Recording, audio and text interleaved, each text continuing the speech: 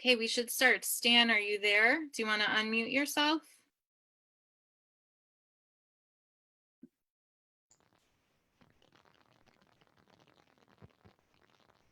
Great. Hello, everybody. My name is Sarah Levin, and I am the Executive Director of JIMENA, Jews Indigenous to the Middle East and North Africa. Thank you all so much for joining today's Zoom event with Dr. Stanley Ehrman. So I hope that you and your loved ones are safe and healthy during this very strange period of time. I want to disclose to you that this meeting today is being recorded and will be available on JIMENA's website, www.jimena.org, and on our Facebook page. So for those of you who don't know who we are, JIMENA is a Jewish nonprofit organization based in San Francisco, California.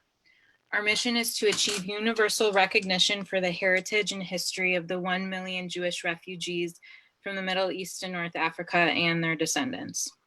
Our programs aim to ensure that the accurate history of Mizrahi and Sephardic Jews is incorporated into mainstream Jewish and Middle Eastern narratives in order to create balance in attitudes, narratives, and discourse about Middle Eastern refugees and the modern Jewish experience. So we operate through an education and engagement initiative and through an advocacy program. So through this period of social distancing, we are leading a number of web-based programs. You can visit www.jimena.org to learn more. Our web address is in the top of the chat box. If you visit, please consider making a contribution to JIMENA so we can keep hosting these types of programs. So for most of you who are joining today, this issue is somewhat familiar, but for those of you who don't know much, in the 20th century and until today, nearly 1 million Jews from the Middle East and North Africa fled anti-Semitic persecution in countries and lands their ancestors lived in for over 2,000 years. As Jews fled as stateless refugees, they were forced to leave behind private and communal property that in today's value is estimated to be nearly $200 billion. That's billion with a capital B.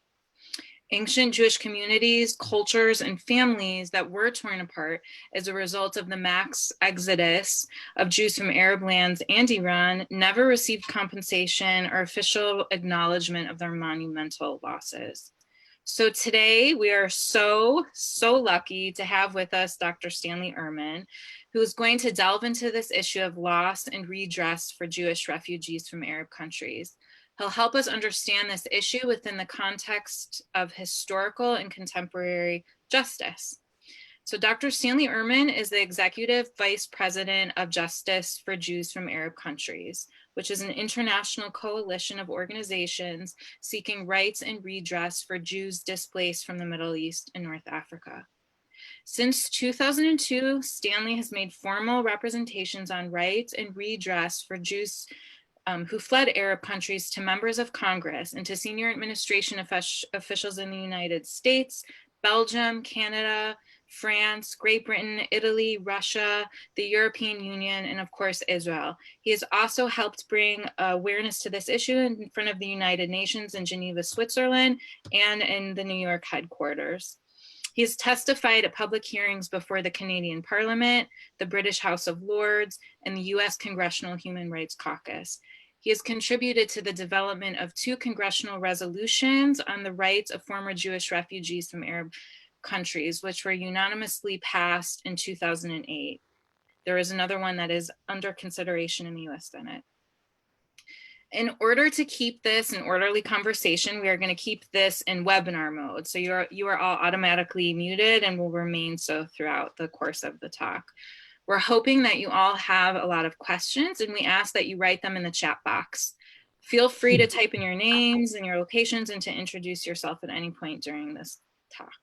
So we have up to an hour, and towards the end of the meeting, if Stan wants to, he'll answer some of the questions you type in. So please be sure to type in your questions as they arrive. Okay, Stan, thank you so much for being here with us today. It's such an honor for me to interview you. You've been a mentor. You've held the standards so high for everyone working on these issues. It really is such an honor for me. I met you in 2010, soon after House Resolution 185 passed, which was a huge win for you and for JJAC. I learned early on that you are a force to be reckoned with in the realm of justice for Jewish refugees from the Middle East and North Africa. So it would be great if you could just talk a little bit about your background and how you got involved in this. Thank you very much. I appreciate your kind words, Sarah. You've certainly set the standard as well with your tremendous work, you and Gina, through Jimena. But in terms of me and my background, nothing that I've either studied or initially professionally worked on would bring me a connection to Jews from Arab countries. I was born in Montreal, went through the Jewish school systems there. I have a bachelor's from Sir George Williams University in political science, a master's from Boston University in community development, and my PhD from Rutgers University in international affairs. But my career has always seemed to traverse the issue of human rights and social justice. I started in Canada at the Canadian Jewish Congress, and I was director of Soviet Jewry, promoting rights and freedoms for Jews from the Soviet Union. And it was in that context that I met Jimena's founder, Gina, many, many years ago. I was also the director of the Canadian Human Rights Foundation in Canada for 5 years. And one of the major initiatives we undertook at that time was the study of human rights education in Canadian high schools across the country. In 1996, I ventured to the United States and became executive director of the Center for Middle East Peace, founded by S. Daniel Abraham, major Jewish philanthropist and industrialist. The goal was to bring interlocutors together to try and find ways to bridge the gaps between respective positions. The issues were, of course, Jerusalem, refugees, settlements, borders, security, water. Danny and the staff at the center would meet with principals from not only the Palestinian Authority, but also with Israel. We tried to determine the various positions, the red line positions of each of the players in the process. Then we would bring in experts from around the world to try and find ways to narrow the gaps between the two respective positions. And then we would float policy papers and bring them forward for discussion. My portfolio, two very simple ones, Jerusalem and refugees. But we were not doing this in a vacuum. Excuse me. Danny had access. Danny had influence. He had his own plane. He would invite senators and congressmen to join him, and he would fly off to Egypt and meet with Sadat, or he would fly to Syria and meet with Assad, or he would fly to Saudi Arabia and meet with the king, and bluntly ask them, what is it going to take for you to make peace with Israel? At first, they thought he was some crazy American, but they had to take him seriously because there were senators and congressmen as part of the delegations. And eventually they began to see Danny as an interlocutor. Danny would fly with information back to Israel and meet with Israeli prime ministers and share information backdoor channel for Israel at times when they had no connections with the Arab world. So from 1996 to 1999, I worked on the issue of Palestinian refugees.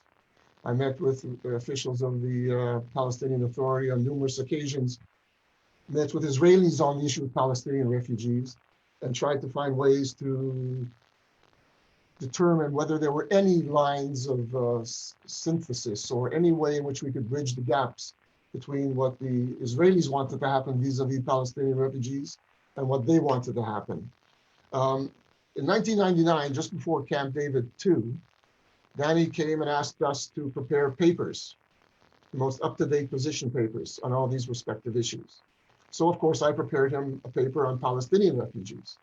Later, out of the clear blue, some 2 weeks later, Danny came back to me and said, well, what about Jewish refugees? I mentioned to him that you had never asked me about Jewish refugees before. He says, well, I'm asking you now. I want you to prepare a paper for me on Jewish refugees. So for 5 frantic days, I did research, and my first inkling of the issue of rights of Jews from Arab countries. I produced a 10-page document which delineated the long history, the human rights violations, pogroms, violence, expropriations of assets, expulsions, etc. And I heard nothing from Danny until about 2 weeks later. I knew that Danny was bringing the position papers of the center to the various interlocutors to try and promote ways to bridge the gaps. I get a call at 5 o'clock from Danny one afternoon, and I imagine he was 12 o'clock in Israel. He says, I'm here with Ehud Barak. I've just shown him your paper on Jewish refugees. He's quite distressed because he's just received his briefing book from the Ministry of Foreign Affairs, and it doesn't mention this at all. So he wanted me to send and fax to Ehud Barak all of the background material, which I had collected, and I did so. 2 days later, I hear from Danny, and he said, I've just met with Yasser Arafat. I've shown him your paper on Jewish refugees. And surprisingly, he said he would welcome that this issue be raised at the Camp David too. Of course, he felt that the more we promote the issue of Jewish refugees, that would strengthen his rights and his promotions of Palestinian refugees. 2 weeks later, I hear from Danny. He said, I've just met with President Clinton. We discussed your paper on Jewish refugees, and he'll be raising it at Camp David too. Lo and behold, Camp David 2 takes place. I understand that the issue was discussed, and immediately after Camp David 2, President Clinton was interviewed on Israeli television on July 28th, and he said the following: there will have to be some sort of international fund set up for refugees. There is, I think, some interest, interestingly enough, on both sides in having a fund which compensates the Israelis who were made refugees by the war, which occurred after the birth of the State of Israel. Israel is full of people, Jewish people, who lived in predominantly Arab countries, who came to Israel because they were made refugees in their own land. There is another piece of good news I think I can reveal from this summit. The Palestinians said they thought that these people should be eligible for compensation as well. So we'll have to set up a fund and we will contribute. We were blown away. This was the second statement by a US president about Jewish refugees. The first was Jimmy Carter after Camp David 1. But this certainly was a very strong statement from President Clinton. And after that, Danny said, well, Stan, your work now is creating an entity to do nothing but promote the issue of Jews from Arab countries. So we began JJAC in the year of, at the time, it was 1999 when we first started working on this issue. That's how it came to be. Okay, before we get into JJAC and the 1990s and the early 2000s, I want to back up if that's okay. And I want to talk about the early years after Israel's founding and the early waves of refugees who were arriving in Israel stateless and dispossessed. So in those early years, there was very little official recognition of Jewish refugees from the Middle East and North Africa and their losses. So from my understanding, UN Security Council Resolution 242 that was passed in 1967 was perhaps the first piece of policy that very, very loosely included the issue of Jewish refugees at an international level. So can you talk about 242 and can you talk about those early years, those very early years? Well, there was in the challenges to the Jews living in Arab countries really arose in the beginning half of and the second half of the 20th century. Let's talk about context. There were 10 Arab countries that had significant populations of Jews. They were Morocco, Tunisia, Algeria, Egypt, Lebanon, Syria, Iraq, Yemen, Aden, and of course there was Iran as well. Jews had different situations in different countries. Many of them were very elderly communities like Iraq, close to 3,000 years old. Some others were more recent. The tolerance for Jews and Jewish communities differed in various countries. There were rich Jewish communities, and it was, by instance, for example, Iraq and in Egypt, there were poor Jewish communities like Aden and Yemen. Why did they leave? Well, at the risk of being simplistic, there were a number of significant key factors. One, the rise of Arab nationalism. Two, colonialists leaving the region. Three, the rise of Zionism and the buildup to the founding of the State of Israel. But the bottom line is the situation deteriorated with human rights violations and mass discriminations against Jews. Jews left when they concluded that they no longer had a viable future in the country of their birth. And where they went, they had two choices, either go to Israel or go elsewhere. Any country that would provide them safe haven, the United States, Canada, France, UK, South America, Australia. About 2/3 of those Jews, of over 600 to 700,000, went to Israel. and about 1/3 went to other countries. At that time, there was no consideration whatsoever at the United Nations or elsewhere about Jewish refugees. Predominantly, their situation became catastrophic with the founding of the State of Israel in 1948. But it was not until 1967, you mentioned Resolution 242, that the United Nations alluded to Jewish refugees, but not directly so. 242, most remembered as the resolution stating land for peace. Refugees were mentioned, but peripherally. The statement is that there should be, quote, a just solution of the refugee problem. No mention of Jewish refugees, but no mention of Palestinian refugees. How do we know that 242 was intended to refer to Jewish refugees? Well, we know that in two ways. Number one, through the memoirs of the two co-sponsors of that famous 242 resolution, Judge Arthur Goldberg from the United States and Lord Caradon from Britain. I'll just read to you very briefly a memoir from Justice Arthur Goldberg stating the following. A notable omission in 242 is any reference to Palestinians, a Palestinian state on the West Bank, or the PLO. The resolution addresses the objective of achieving a just solution of the refugee problem. This language presumably refers both to Arab and Jewish refugees, for about an equal number of each abandoned their homes as a result of several wars. So from its co-sponsors, we learned that this resolution was intended to refer to Jewish refugees. And secondly, we know it through the voting process. On November the 16th of 1967, in Lake Success, New York, at the committee that was considering the draft version of UN Resolution 242, the British resolution was on the table, speaking about the just solution of the refugee problem, and the Soviet Union introduced an amendment which would have had 242 read, just solution of the Palestinian refugee problem. It was debated for 6 days, and it was finally put to a vote, and the amendment was defeated, allowing the UK version to stand, indicating that the majority of nations at that time did not want to limit 242 solely to Palestinian refugees, but allowed for the inference towards Jewish refugees. And that is significant in the sense that it allows us to point to 242, because before and since then, the Security Council never ever addressed Jewish refugees. There were 332 resolutions of Security Council on the Middle East. 9 dealt with Palestinian refugees, never one with Jewish refugees. The General Assembly, 926 resolutions on the Middle East, and 196 resolutions on Palestinian refugees, never one on Jewish refugees. Such was the state of affairs at the United Nations at that time.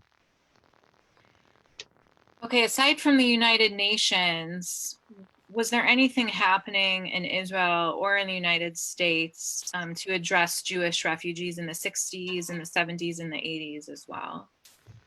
Well, in the 50s and 60s, there were indications of concerns by various Jewish organizations, among them the American Jewish Committee and the World Jewish Congress, George Gruen. There were individuals who were very seminally involved, George Gruen at the AJC, Malcolm Hoenlein at the Conference of Presidents. There were Jewish organizations, community organizations representing the various communities. For instance, organizations on Egyptian Jewry, people like Levana Zamir working for all these years. WOJAC began in 1975, the World Organization of Jews from Arab Countries, and was very active and productive during that time period up until about the mid-90s. And also at the United Nations, Israel, the state of Israel, did every year speak about Jewish refugees, but no traction, no action. Why do you think? Can Why you do I dive think? into it a little bit? How come? I mean, I hear from former Jewish refugees from Arab countries all the time frustration that their stories and their voices weren't included and that they weren't utilized to negotiate, to talk. They weren't brought into any kind of discussion related to their own histories as refugees or any other politics in the region. Well, it wasn't anywhere on any Jewish communal agenda at the time that JJAC was founded. There were solitary voices, those who were really committed and really devoted their lives' work to these types of issues, who tried to make a difference, who tried to be heard. But unfortunately, there was no receptivity. The Palestinian refugees managed to corner the entire discourse of, quote, Middle East refugees. And that was one of the things that JJAC tried to do, was to break the exclusive monopoly that the Palestinians had on the word term Middle East refugees, and also to level the playing field, to establish the notion that there were two populations of refugees, both emanating from the same conflict, both in similar numbers. And although their history and demography and human rights are nowhere, are not the same, can't even be put in the same ballpark, the one common factor is that both populations emerged from that same war, and both have rights, and both should be addressed in any Middle East peace process. That was the mandate and the mission of JJAC when we came to be. Okay, so just to go back, you've touched on it a bit, the founding of JJAC and President Clinton and his statements. Can you talk about the 1990s and the early 2000s? The issue of Jewish refugees from Arab countries is beginning to gain attention and traction. What changed? Like, why do you think that this issue began to gain prominence at this time? And what was going on? Well, there was nothing going on.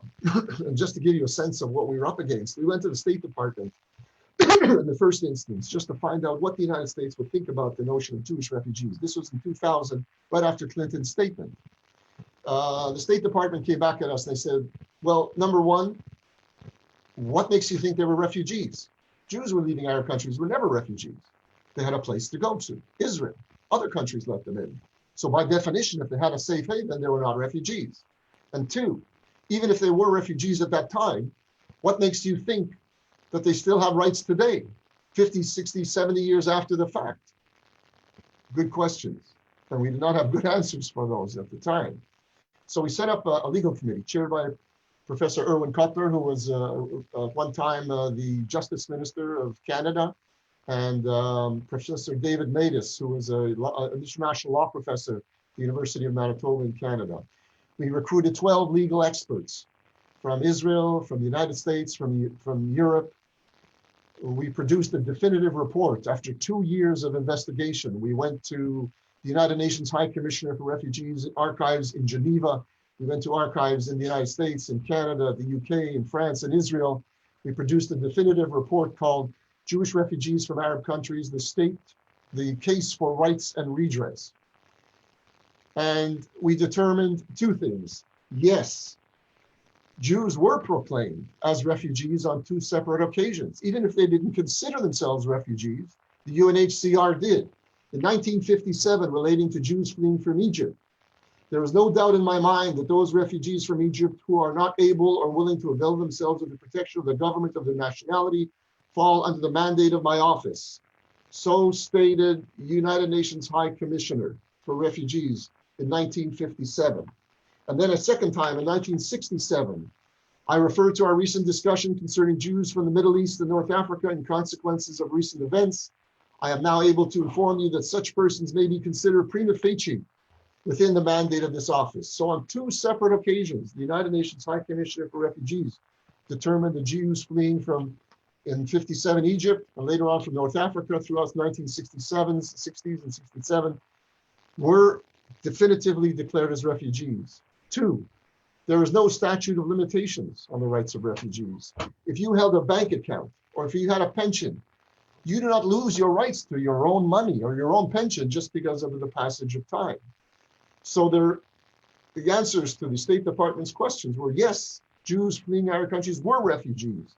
And yes, they still have rights today. So when we brought these facts and these legal arguments back to the State Department, it didn't matter. Why now? We should not consider Jewish refugees because they will be an impediment to the peace process. When we brought these issues and facts to Europe, We were told, well, here come the Jews. All they're interested in is money, just like the Shoah. They want compensation. So even with these facts and legal arguments, we were not managing to generate political support. So we needed to shift the narrative. And we sat down with Jewish community groups across the spectrum, and we came up with a number of principles. Number one, we stressed the Jews were the indigenous people of the Middle East. They're 2,500 years, 1,000 years before the advent of Islam. We documented edicts of expulsion and mass violations of human rights in all countries. We revealed the loss of heritage, the tremendous communal patrimony that has been expunged from the Arab world. We underscored that we are not against Palestinian refugees. If they have rights, let them bring them to the table and let them negotiate. But we as Jewish refugees must also have our rights on the table to negotiate.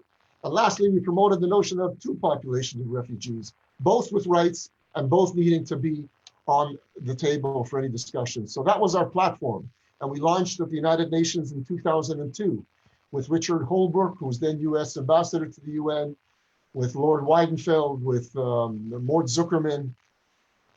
JJAC was founded by the Conference of Presidents, by the World Jewish Congress, by the American Sephardi Federation, and by the World Organization of Jews from Arab countries. We were a coalition in partnership with every major Jewish organizations, ADL, B'nai B'rith International, American Jewish Congress.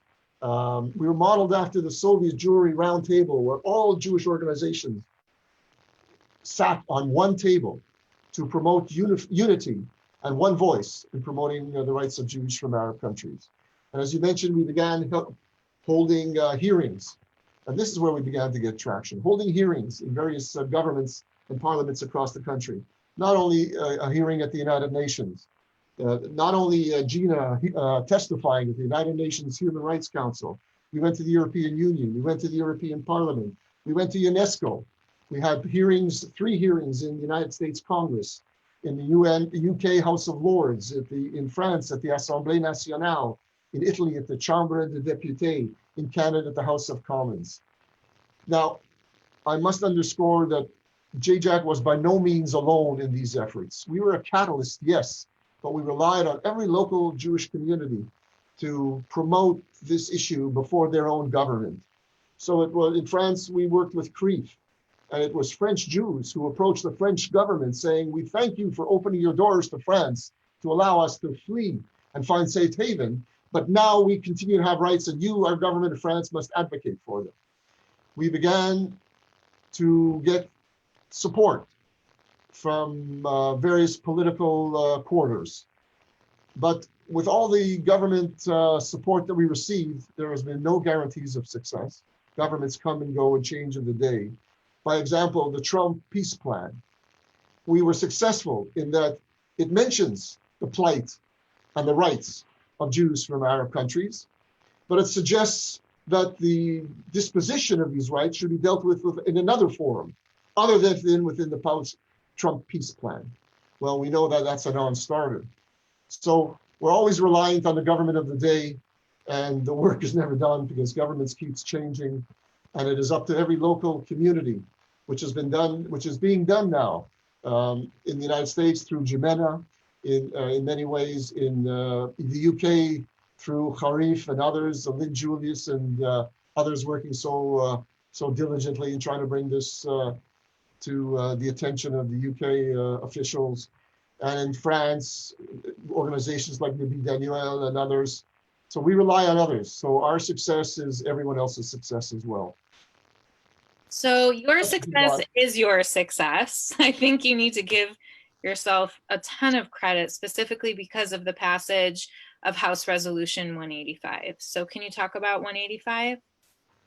185 was the first and most definitive resolution discussing the rights of Jews from Arab countries. In its unique statement, it says it instructs the President of the United States, who at the time was Bush, to ensure that in any negotiations, US delegates must ensure that if there is and this is a quote from the resolution, if there is ever any explicit reference to the rights of Palestinian refugees, it must be matched by a similar reference to the rights of Jewish refugees as a matter of law and equity. We proposed this draft resolution. We were fortunate to generate bipartisan support, co-sponsored by Congressman Jerry Nadler and Congresswoman Ileana Ros-Lehtinen. But I must admit once again that this success is not only JJAC's success, it was the success of the entire Jewish community. And by that I mean, we worked in partnership with the B'nai B'rith International very closely. Eric Fussfield was instrumental in devising strategies to bring this issue to congressmen. I venture to say that without Eric Fussfield, this resolution would not have passed. But we also had the help. There was a committee of all the representatives of all the Jewish organizations in Washington, made up of representatives from the American Jewish Committee, the federations, the Orthodox Union, the Jewish Public, the JCPA, Hadassah, ADL. We had a team of every single Jewish organization working with us. And we took the 535 names of all the congressmen and broke them up and went to them. Every single one was contacted throughout this entire process by this coalition. So it was successful. But again, I must stress its limitations. 185 was hortatory, which meant it was a sense of Congress. It was not binding. It was a moment in time and reflected the interest of not only government, but also the Jewish community finally to bring this issue to the table. But most importantly, I think it served as a model for others because it shamed Israel, which until that time had never had a resolution on the rights of Jewish refugees from Arab countries. So immediately they produced one in late 2008. They produced a second resolution in 2010. It also led the way to encourage Canada to adopt a resolution on Jewish refugees. And they did so in 2014. So I believe it was an important, if somewhat limited success in the United States, but its value was that it put this issue once and for all on the Jewish communal agenda. And it had began to take traction in all the countries, in some 20 countries that JJAC had made contact with. That's amazing. Hearing about the coalition of organizations and how everybody contributed. It's truly amazing. I don't know that that momentum has continued in the same capacity as you started and sustained it in the beginning. But with that in mind, there have been smaller issues that have mobilized the organized Jewish community. I think the organized Jewish community has tried to fight for smaller wins and bring attention to the issue of Jewish refugees through issues like the Iraqi Jewish Archive and cultural property issues that affect Jews from Arab countries, but have implications for all Jews. After all, this is the Middle East. This is our indigenous land. This is where our ancestors lived. This is where our prophets are buried. The Iraqi Jewish Archive is one small issue in particular. It's a big issue, but it's a smaller scale issue than what you were working on. Can you talk at all about some of these cultural property issues and their implications for the larger picture? Well, to put it in context, many people use the term rights and restitution. And in that context, restitution is for both individual property losses, which are homes, businesses, again, bank accounts, property, whatever, or in communal assets, synagogues, schools, mikvahs, cemeteries, etc. JJAC never used the term rights and restitution. We always use the term rights and redress, and it has implications for the Iraqi archives as well. Redress is a much more broader term than just rents. While it includes compensation, it is not solely compensation. Redress can take many forms. It can be chairs at the universities to study the rich Mizrahi culture and history that's been expunged from the narrative of the 20th century. It could be foundations to promote cultural heritage, music, arts, literature. It could be small business loans to disadvantaged Jews who emigrated to many countries who still suffer financial disadvantage. Or it could be compensation. Iraqi archives is a different situation in that it opens up a fundamental question. Who owns the cultural property of Jewish communities? We believe, and we have always asserted, that it obviously belongs to the Jews. However, with the Iraqi Jewish archive situation, we are seeing the United States and other countries as well begin to recognize a very troubling situation whereby the materials that once belonged to the Jewish community are now being claimed by these Arab governments who were the initial ones to steal them in the first place. The Iraqi Jewish archives are a classic example. This is stolen material taken from synagogues and schools. And now the Iraqis are claiming that it belongs to them and that it's the cultural heritage and patrimony of Iraq and not of the Jewish communities. To return these Iraqi archives to Iraq would be the equivalent of returning stolen material to the thieves.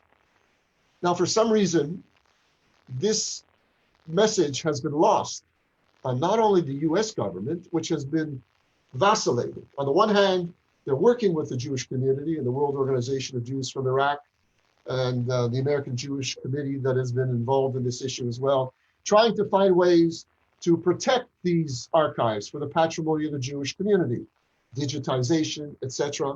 But they're still in agreement that the originals must be returned to Iraq at some point. When, to be determined. The principle of cultural patrimony belonging to foreign governments was first established by the United Nations through UNESCO. And unfortunately, the United States is relying on this UNESCO declaration to support its position that these archives must eventually be returned to Iraq. I am aware of not only the efforts of Jimena, but the efforts of others to ensure that every means at our disposal, public education, legal, and all other means will be utilized to ensure that the Iraqi archives will never be returned to Iraq. Such is our hope, such is our efforts. Okay, so in the last few years, there have been reports that in today's values, Jews from Arab countries and Iran had upwards of $200 billion of property confiscated from them when they fled or were ethnically cleansed. It's also been reported that there's efforts underway to monetize the losses and to pursue some kind of compensation for Jewish refugees from these losses. The reporting has been vague. Do you want to comment on this at all? Vaguely. In terms of lost assets, I've seen those media reports of the issue of $200 billion. I really can't comment that. I'm currently in no position to be able to credibly provide.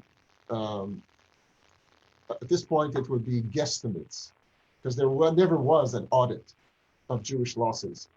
So it would be somewhat speculative to try and determine a specific amount. In terms of efforts underway, I would venture to say that there are always efforts underway to bring this issue or to maintain this issue on the agenda. Israel has certainly picked up the ball now. It is a law, it is part of Israeli law that there can be no concluding peace agreement between Israel and any of her Arab neighbors without specifically addressing the rights of Jewish refugees from Arab countries as well. And I must say that the current government, irrespective of coalitions or leaderships, they've been faithful to this doctrine.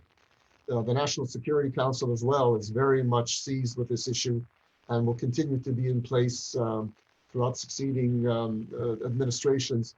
So I believe that, as rightfully so, Israel, again, was the destination of over 2/3 of all Jews who left Arab countries. It is Israel's responsibility to advocate for the rights of her citizens, just as now we try country by country to encourage them to ensure the rights of Jews from Arab countries who found safe haven in their countries. The extent to which we'll be successful will be our task is never to give up the struggle. If we are silent, that issue will become silent. And I'm very thankful that after JJAC, there have been numerous organizations that have popped up in numerous countries dealing with this from a national or local national level. And frankly, the efforts must continue, without which there will be no just solution for the Jews from Arab countries. Okay, so we have about 20 minutes left, and I want to make sure we get to some of the questions. So I'm going to start with a question from David Katan, who says he is the son of an Iraqi Jew and descendant of the well-known Daniel family. His question is, does JJAC or any other organization or anyone else you know hold copies of property deeds belonging to Iraqi Jews? We do not. However, for many years, JJAC assisted in the collection of affidavits from Jews from Arab countries. We collected close to 4,000 testimonies of Jews who left any one of the 10 Arab countries that I mentioned earlier. And within the forms that were filled out by these Jewish refugees, at times they did provide documentation, but very rarely so. People in many cases were forced to flee with one suitcase or the clothes on their back. They didn't have time for paperwork and deeds. Some of them never even had deeds to some of the property. But all that specific documentation that was held by refugees and was transferred as part of these testimonials now are housed within the Ministry of Civilian Equality in Israel. There is a database of all these various testimonies and support documentation provided by people. And these were the only means we had to determine what was legitimately left behind. Okay, I have my own question sort of piggybacking on that. So the Egyptian government has been restoring beautiful old Egyptian synagogues, yet they're refusing to return community registrars. Can you talk about this? I know it's a contentious issue, the issue of synagogue restoration, but we certainly all agree that the community registrars should be returned to Egyptian Jews. Absolutely. And I know that there are tremendous efforts being made by not only Levana Zamir and her World Organization of Jews from Egypt, but also Nabi Daniel, Yves Fadida, and Roger Bilboul also working tirelessly in most cases without herald, trying to return not only the registrars, but other major significant Jewish assets, including Torah scrolls that we know are being housed in Egypt. I think the Jewish community in Egypt now numbers 7 people, if I'm not mistaken. The government and the outside world is spending millions of dollars restoring Jewish synagogues in Cairo and Alexandria.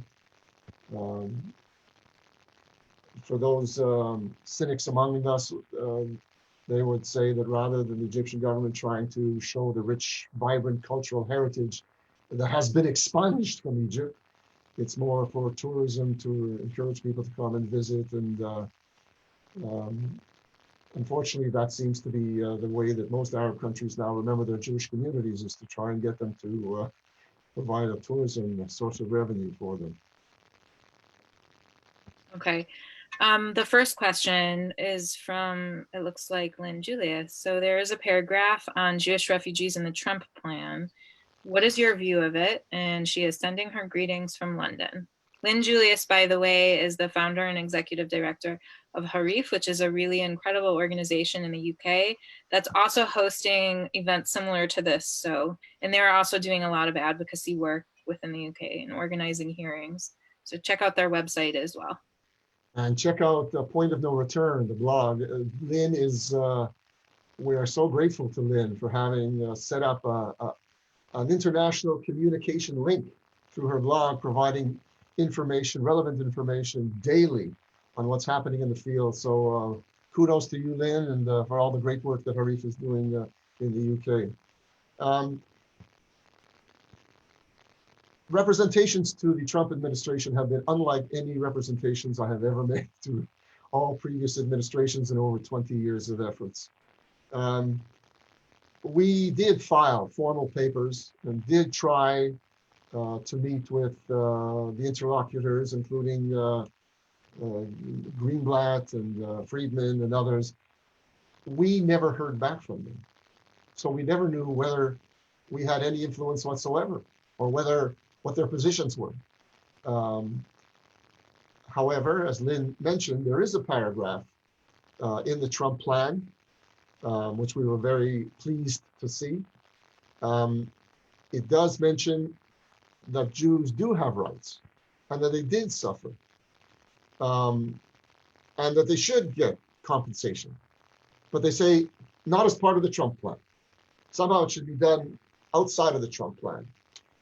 That would be like the train leaving the station and us trying to get on the train after the train leaves. So that's a non-starter. We have not been able to modify that position in any way. But as of right now, that is not the focus of the Trump plan. The focus of the Trump plan obviously is on annexations of various parts of the West Bank. And unfortunately, I don't think we can rely on the Trump plan to obtain justice for Jews from Arab countries. Okay, HIAS, the Hebrew Immigrant Aid Society, is supposedly knowledgeable about the rights of refugees. So why doesn't Jewish communal leadership direct HIAS to devote its knowledge and skills to the issue of Jewish refugees rather than helping non-Jewish refugees settle in the United States? Well, first may I say that HIAS did have a significant role in the resettlement of Jews from Arab countries.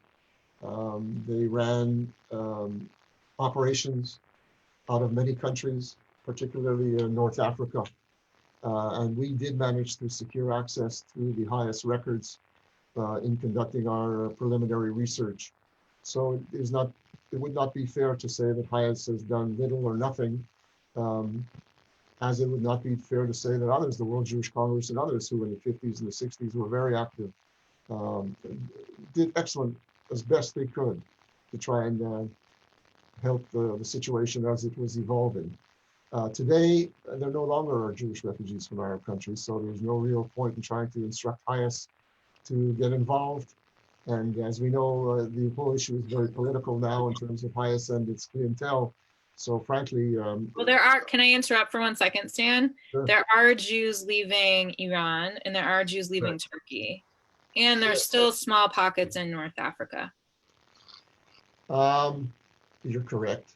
There are about 2,500 Jews still in Morocco. The Joint is more involved there than HIAS. Algeria, to my knowledge, has no Jews. Tunisia has about 1,500 or so, mostly on the Isle of Jerba. Egypt, I mentioned 7. Syria, no Jews left. Lebanon, I think there are 2 or 3. HIAS doesn't see its role as, although you're correct in terms of Turkey and Iran, it is a very delicate and sensitive matter to try and expedite the departure of Jews from these countries, and I leave it to the experts to best determine how to do that. Yeah. There's a question if there's any organizations in Israel who are similar to JJAC and Harif and Jemena and other organizations that are working on refugee recognition. Yes, there is an entity called the Coalition of Organizations of Jewish Communities in Israel. Originally, when they were there, again, there's the World Organization of Jews from Egypt, Jews from Iraq, Jews from Yemen, Jews from Lebanon. Each community has their own national organization promoting rights in Israel, and all 10 of them serve on this what's it called, the Federation of Jewish Organizations in Canada. Originally, they wanted to call themselves JJAC, but they decided to just call themselves the Coalition of Jewish Organizations. They are very active. They're supported extensively. Unlike in previous years, they've been supported extensively by the Israeli government. They run programs, cultural programs, historicals, lectures, educational TV, movies, etc. So yes, Israel is very active in this field right now. It's also amazing to see this revival of Sephardic and Mizrahi culture that's been sort of led by people my age, by third generation Jews from the Middle East and North Africa. Okay, so Henry Green, who is the founder of Sephardic Voices, which is an amazing oral history project to document the testimonies of Jews from the Middle East and North Africa, has asked, are there interviews, photos, documents that are available that people can access, public, academia, government officials? Do Jewish educational systems in the diaspora have curricula on Jews displaced from Islamic lands? And can they access that data? Frankly, I think Henry is in a better position to answer his own question than I am about interviews and photos and documents. In terms of, and I'll let him do that with your permission. But in terms of educational curricula, there were educational curricula that were developed when this issue became somewhat of a popular issue in the middle 2000s, years of 2000s. JJAC produced a high school curriculum. I know the David Project produced an extensive curriculum. I know Jimena has produced a curriculum as well. To the extent to which they are being used, I can really not determine. I guess it's dependent on the teacher. These materials are available through the various websites of the David Project and the Jimena, I'm sure, and through ours as well. In terms of interviews, Henry is the world's expert on conducting interviews, documenting the transition from a viable life in an Arab country to basically a Jewish refugee. And there have been attempts in the past at Hebrew University and other places to try and tape or videotape and others, but Henry is the one who really brought all this together under one roof and has done tremendous work both in the United States and in Europe and in Israel. And with your permission, maybe Henry would like to speak to the issue of interviews. So unfortunately with this format, we can't have it set up in such a way that others can't comment right now, but we can post links to websites, and we can also send an email out afterwards that directs people to more information. There is a ton of content online. There are a lot of interviews. I think that Beit HaTfutzot, the Museum of Jewish Peoplehood in Tel Aviv, has incredible archives that can be accessed. Actually, Jimena's oral history archive was transferred to Beit HaTfutzot. I also, if you're interested in the actual primary source material related to Jews from Arab countries, the JDC, the Joint Distribution Committee website, has their archive online, and you can look. Yesterday I was looking at hundreds of primary source documents from Libya. It's pretty amazing. So there's a lot out there, and as the world becomes more digitized, there's more and more available, especially right now with what's going on. Okay, people are asking if there are organizations in Israel or in the United States to help locate relatives. We're getting a slew of questions. We have 5 minutes now, and I'm just trying to read through them. Oh, so this is a good one. So in the Babylonian Heritage Museum in Or Yehuda, there's an exhibition on the absorption of Jews from Iraq and the circumstances they lived in when they arrived in Israel in the 1950s. Do you want to talk a little bit about this at all? Just the Mabarot and the fact that Jews really did live as refugees. They didn't move into apartment complexes in Israel. They lived in squalid refugee camps. You want to touch on it at all or no?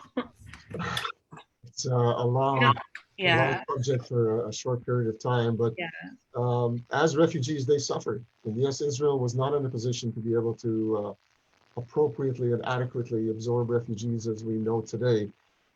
It was the equivalent of allowing double the population that existed in the country at the time over a period of the immigration over the 10, 15 years after the founding of the State of Israel. Israel tried as best she could under challenging circumstances, including wars, to try and integrate and assimilate Jews from our countries as much as possible. There are many criticisms of what took place, um, and justifiably so. Um, but there are many inequalities that still exist today, even as a result of the absorption process that took place many, many, many years ago. And there's a very sad and sensitive and hurtful part of Jewish history that we must embrace and absorb and try and do justice today for what we were perhaps unable to do in the past. On that note, I want to thank you, and just it really is truly an honor to be interviewing you, Stan. Are there any parting thoughts that you want to share before we end this? Just to say that I feel privileged to have been able to play this role to the little extent that I did over these years, and I admire the fortitude and the courage and the drive that has emanated from everyone we've been associated with over all these years. The success is all theirs, and I stand humbly by and let now others, as I'm retired, I now let others begin and continue the work that I was fortunate enough to be able to begin. Thank you so much, Stan, and thanks to everyone who joined this session. Again, this session will be available online. You can find it by visiting the Jimena Online section, which pops up on the home screen of our website, which is again www.jimena.org. Be well, everybody. Be safe, be healthy, and hopefully we'll see you all again soon. Bye-bye. Thanks, Stan. Bye. Thanks.